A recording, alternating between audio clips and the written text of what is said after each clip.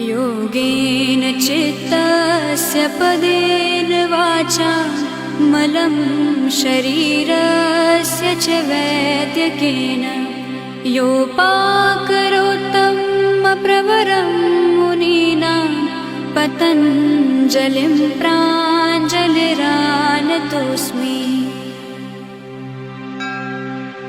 योगेन चित्तस्य पदेन वाचा मलं शरीरस्य च वैद्यकेन योपाकरोत्तमप्रवरं मुनीनां पतञ्जलिं प्राञ्जलिरानतोऽस्मि।